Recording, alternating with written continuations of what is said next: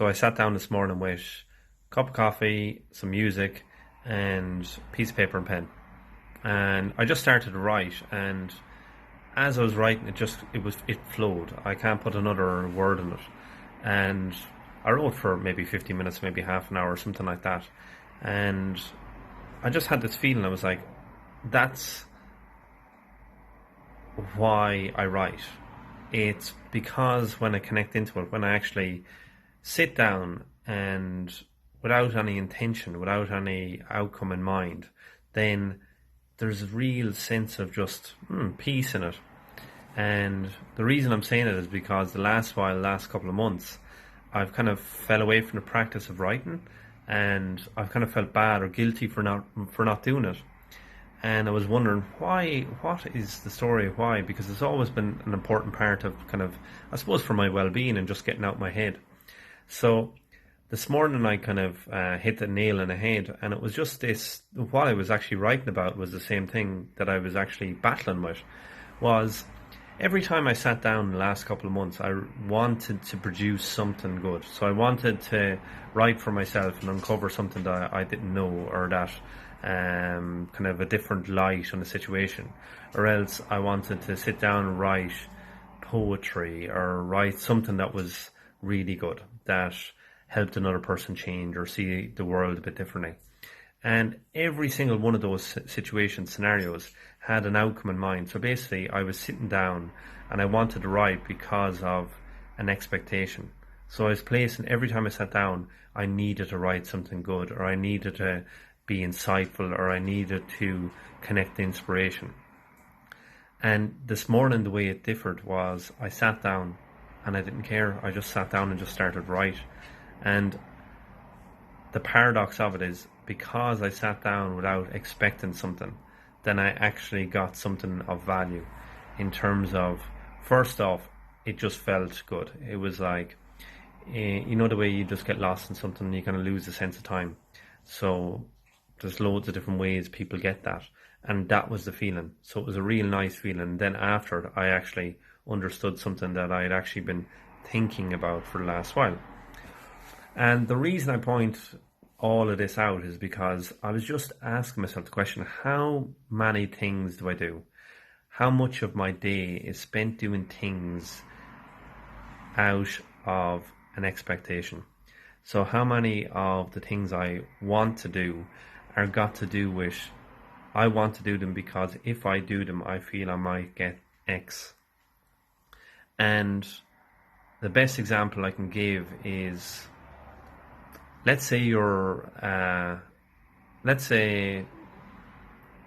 screenplay writer, and every time you do it, you sit down to write a screenplay, that you want to create the best piece of work, the best body of work possible, and you want to create an award-winning show. Then every time you write from that place, then in the back of your mind you have this expectation. So what that says is basically, if I get this, if I write something and people love, then I'll be happy.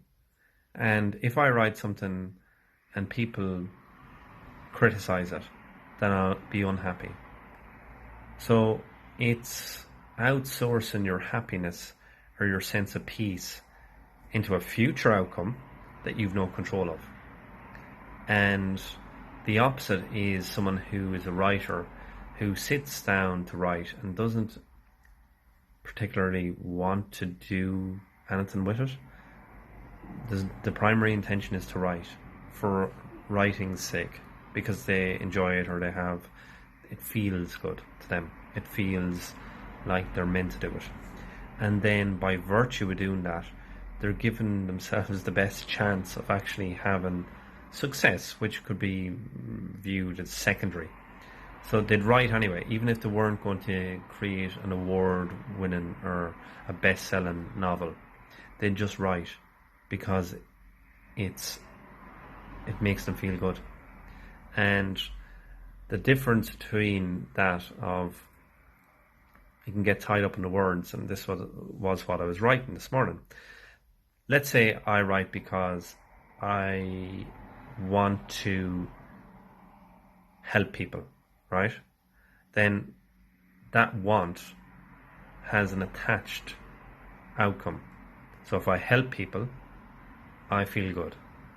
If I don't help people, I feel bad. So again, it's this future thing. It's this future outcome that I'm not in control of. And the opposite is I write because I want to write. So there's no outcome. There's no outcome in mind. There will be an outcome because there always is. You bring something into the world that it hasn't seen before, then by virtue of that, something changes. And the second one is just this freedom. It's this freedom in doing what you're doing, whatever you want to do, because you want to do it. So for the very act that you do, whether it's play games, whether it's converse with people, whether it's meet new people, create art, you do it for the sake of doing it. And if there's an outcome that's positive in one sense of the word, then you'll accept it. But it's not your primary intention of it. Your primary intention, you do it anyway, regardless of the outcome. And when you do it like that, you're not creating the scenario where you're opening up the possibility of disappointment, because everything that you're doing is in your control, and there's no outcome that's outsourced. Your happiness doesn't fluctuate based on other people liking it or not, because you do it anyway. And you share it into the world because you value your voice and because it's fun. It's fun and you don't know. It's like this unknown. So someone who creates music, they love creating music. They've always found that as being their outlet, and it's the way they perceive the world is this auditory kind of form that they actually just kind of hear the world or sense the world through. And they produce a sound, they produce a track, and they just release it because it's them. It's an expression of themselves or an extension of who they are. And because everyone is entitled to that. And if people like it, they'll say, great, thanks. And if people don't like it, they'll say, great, thanks. Because it's just saying, this is who I am. As simple as that. So that's a really long-winded explanation of basically choosing to do things because you want to do them. Not because you want to get something in the future or have something from doing it, but just for the sake of doing it. And that's it.